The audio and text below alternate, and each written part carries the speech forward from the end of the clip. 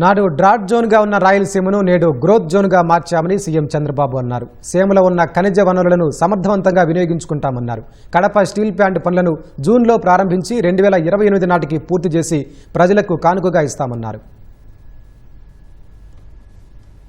రాయలసీమలో iron ore ఉంది, lime stone ఉంది, అనేక ఖనిజ వనరులున్నాయి. వీటిని సమర్థవంతంగా ఉపయోగించుకుంటాం.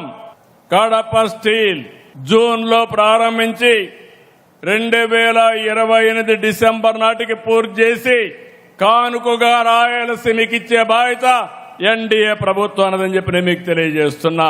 స్టీల్ ప్లాంట్లకి, సిమెంట్ ప్లాంట్లకి శ్రీకారం చుడతాం. Solar, wind, pumped storage, renewable energy ఉత్పత్తికి సీమ కేంద్రంగా మారుతుంది.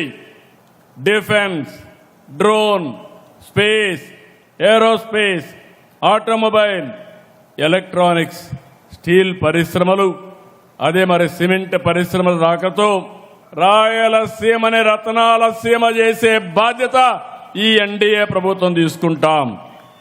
కొప్పర్తి ఇండస్ట్రియల్ నోడ్ని ఎలక్ట్రానిక్ మ్యానుఫ్యాక్చర్ క్లస్టర్గా తీర్చిదిద్దాం. శ్రీహరికోట పక్కనే స్పేస్ సిటీ వస్తుంది. రేపో ఎల్లుండో తిరుపతికి రాయల్ ఎన్ఫీల్డ్ తీసుకురావడమే కాదు, రాయలసీమని సగర్వంగా నిలబెట్టే బాధ్యత ఈ ప్రభుత్వం తీసుకుంటాం. ఒక్క నిర్ణయం 2017లో ఉమ్మడి అనంతపురం జిల్లా పెనుగొండలో కియా పరిశ్రమ తెచ్చాం.